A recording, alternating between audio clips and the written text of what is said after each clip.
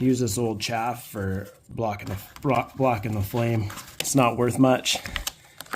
You want to stack them so it doesn't burn through the wood. Dab so they stay with your good hammer. That way you're not going to burn the customer's house. Oh.